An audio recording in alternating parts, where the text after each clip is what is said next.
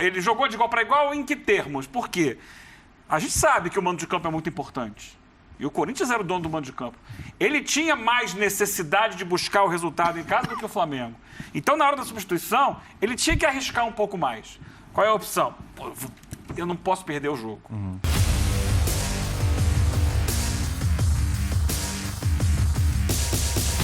Salve, salve nação! Saudações rubro-negras! Sejam bem-vindos a mais um vídeo do canal Pós-Jogo. Estou feliz, olha aqui a minha cara, estou contente sim com o empate. Eu já tinha falado aqui, né, em vídeos anteriores ao jogo, que o empate era um bom resultado para o Flamengo. Se vencesse por 1-0 seria um ótimo resultado, né? Mas o empate é bom sim. Agora a decisão é em casa. Separei para vocês aqui um trechinho do Linha de Passe. Vocês querem saber o que a imprensa está falando desse empate? Cara, vocês vão ver agora os comentaristas da ESPN Brasil, então, destrinchando e falando o que foi esse jogo.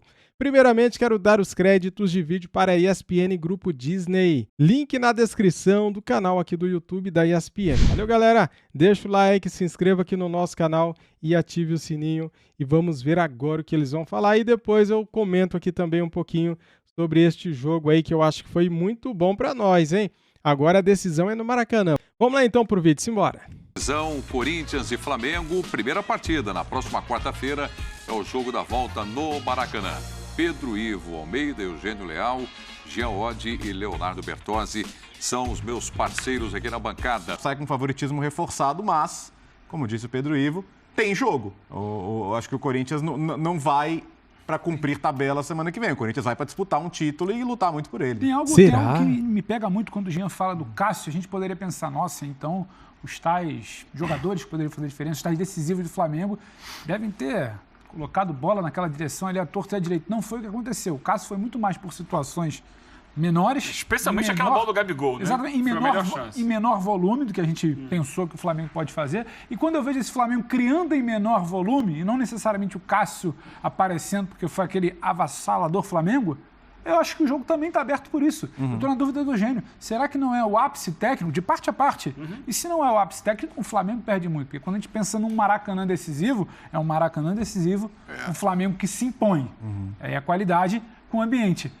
A qualidade, o momento, acho que fica um ponto de interrogação para o jogo da volta. Não dá para afirmar que não é mais o ápice técnico. Às vezes é simplesmente uma tensão de jogo inicial. Mas eu acho que tem um ponto de interrogação aí que deixa a coisa aberta para o jogo da volta. O papo fica aberto para o jogo da volta. Deixa eu pegar também o destaque do Gustavo Zupac, que aí ele traz com o clima do jogo, com o ambiente da Neoquímica Arena e o parecer do Zupac. Boa noite, Zupac, seu destaque. Tudo bem, Preto? Boa noite, companheiros, boa noite ao fã de esporte. Talvez eu seja um pouco mais otimista. Eu gostei do jogo que eu assisti aqui na Neoquímica Arena, entendendo que os grandes jogos do futebol brasileiro, os grandes enfrentamentos, os mais esperados, a menor parte deles tem sido vistosa do ponto de vista técnico, né?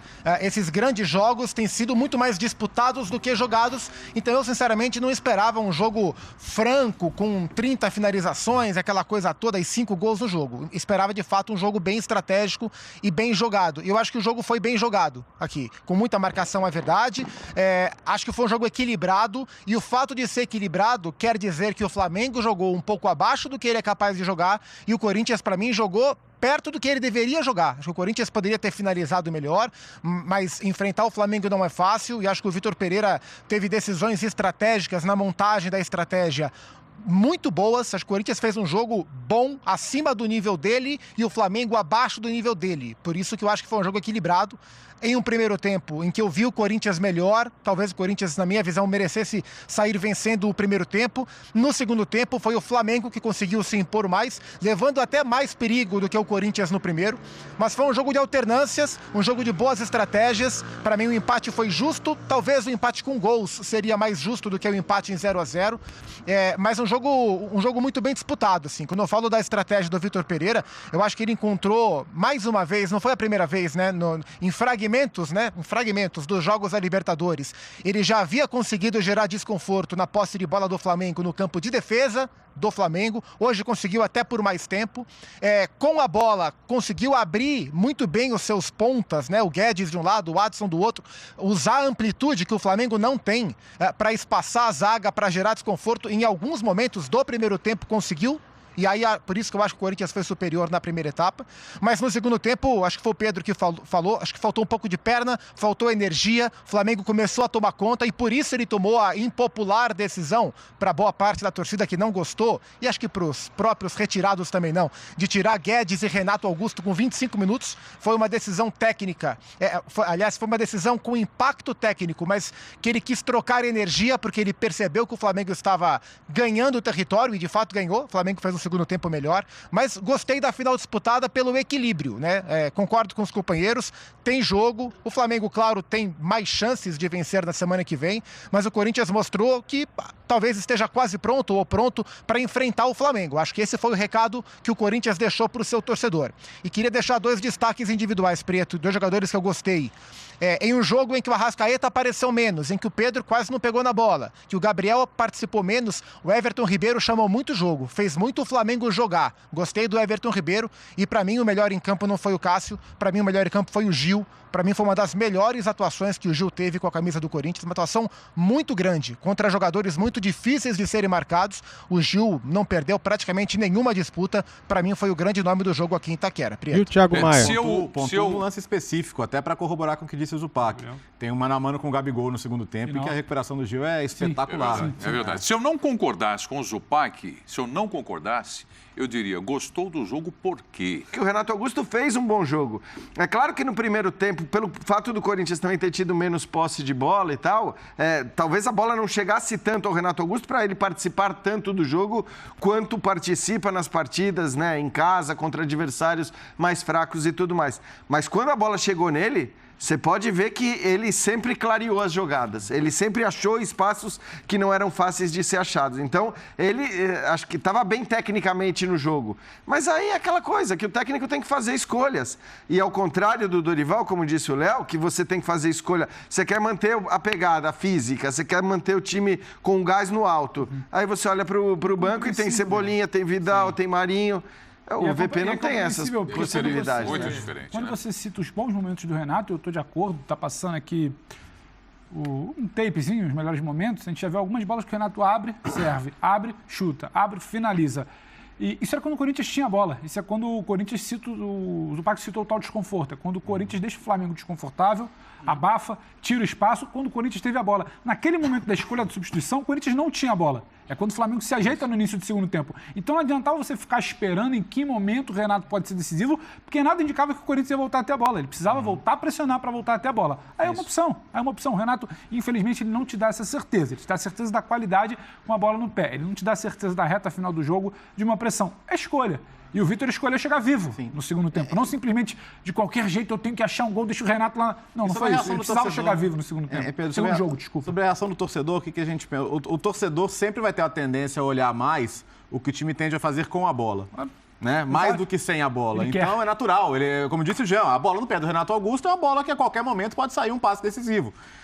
O papel do treinador à beira do campo é raciocinar assim, o que eu ganho com bola, o que eu perco com bola, ganho sem bola, perco sem bola. Quando ele viu que o sem bola estava muito comprometido, ele fez as duas trocas. De fato, poderia ter feito uma, segurado um pouco outra. Pra ver no que ia dar e manter o Renato. Poderia, mas é difícil. Mas ao mesmo tempo, assim, você entende que o Renato Augusto de hoje é um jogador que nem sempre mantém o nível dos 90 minutos.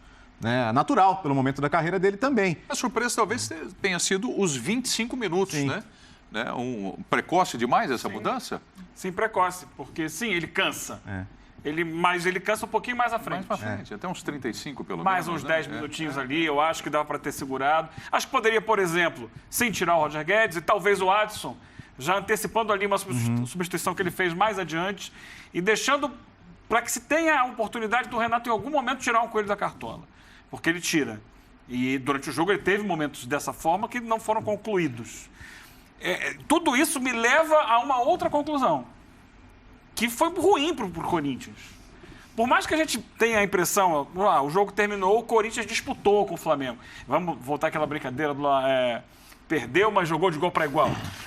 Ele não perdeu, ele empatou, né? Ele jogou de igual para igual em que termos? Por quê? A gente sabe que o mando de campo é muito importante. E o Corinthians era o dono do mando de campo. Ele tinha mais necessidade de buscar o resultado em casa do que o Flamengo. Então, na hora da substituição, ele tinha que arriscar um pouco mais. Qual é a opção? Eu não posso perder o jogo. Então, ele abre um pouco mão de uma possibilidade maior de tentar 1-0 para garantir o 0-0. Chega vivo. E aí a questão a gente leva para o Maracanã. Aí o ambiente é do Flamengo. A gente sabe que o ambiente joga muito a favor. E a gente olha, o Renato Augusto vai jogar quanto tempo no Maracanã? O Roger Guedes vai jogar quanto tempo no Maracanã? Então, quando chegar na metade do segundo tempo, se tiver 0-0, quem o Flamengo vai tirar do banco? Mas aí é diferente, né, Eugênio? Porque eu acho que assim, aí o VP vai saber se o resultado é bom ou se não é.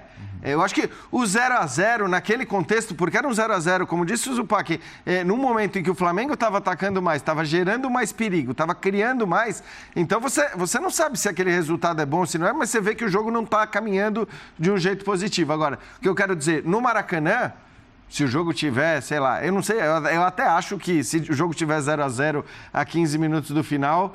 Ele faz isso de novo.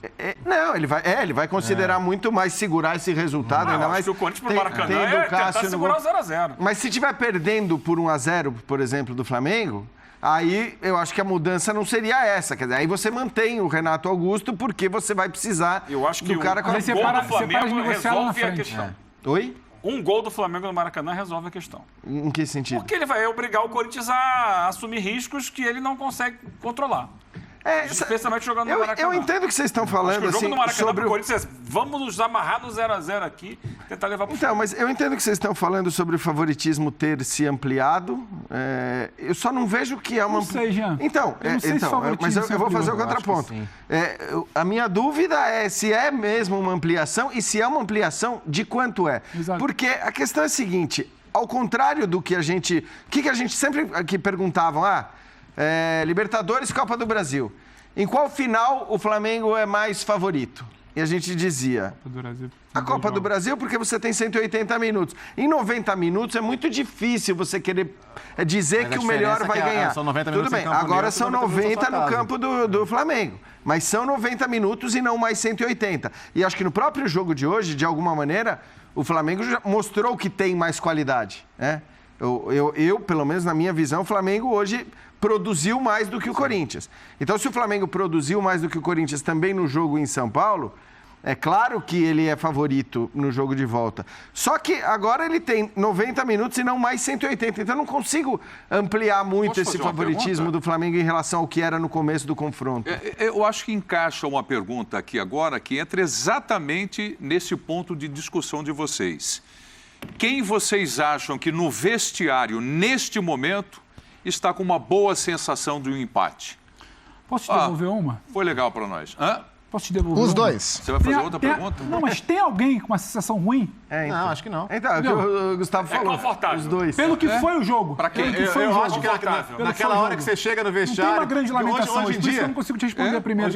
Hoje em dia tem 100 documentários sobre as internas dos clubes, Sim, né? E uma das horas mais legais é ver os caras voltando pro vestiário depois de um jogo. Depois de uma derrota cachapante, depois de uma grande vitória. Aquela, o dirigente cumprimentando, todo mundo tirando a roupa. Mas eu não acho também que é aquele clima de velório. Cada um na sua. Ninguém vai querer mostrar isso também. Ninguém vai querer Não teremos acesso demonstrar que estava comemorando o 0-0. Mas eu acho que é um passando confiança pro outro. Fala, gente, é metade do caminho, vamos lá, tem outra decisão semana que vem. Isso é motivacional. Não, mas eu sei, mas não tem ninguém pra baixo. Então, mas você vê como o próprio fato de você dizer isso, eu acho que de alguma maneira demonstra que se há um aumento do favoritismo do Flamengo, ele não é Eu tô sendo bem pragmático sobre as chances de um time melhor ganhar um jogo em casa. Isso, mas também é aquilo que a gente sempre diz, 180 minutos, um time melhor tem mais chance de ganhar do que 90. Agora, é verdade, 90 em casa. Mas tem argumentos para os dois lados. E mais, né?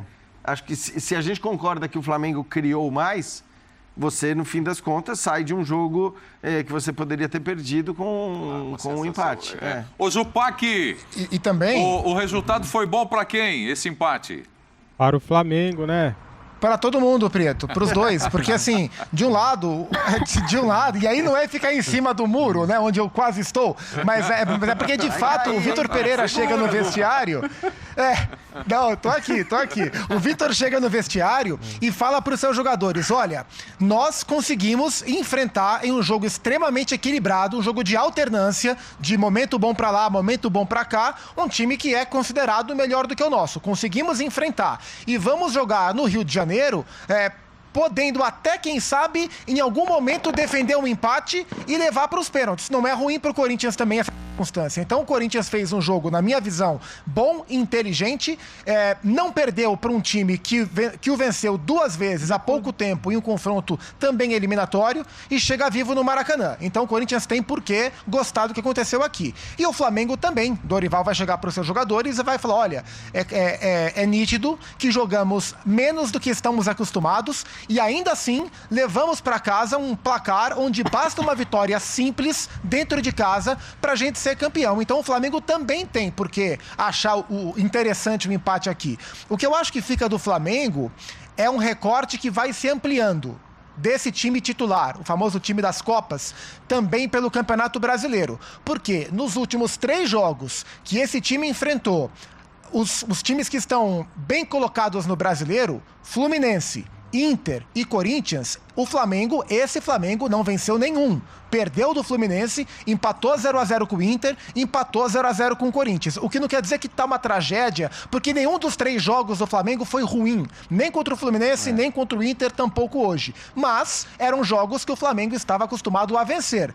Parou de vencer nesse recorte. É preciso tentar entender o porquê, e eu acho que claramente passa pelo preparo dos adversários para enfrentar o Flamengo. Eu tenho até usado essa expressão no Sport Center de vez em quando, que está se criando uma bibliografia sobre esse Flamengo. Então os times que vão enfrentá-lo já sabem como estudá-lo. E o Fluminense, e o Inter e o Corinthians, de diferentes formas, conseguiram gerar problemas e não perder para esse Flamengo.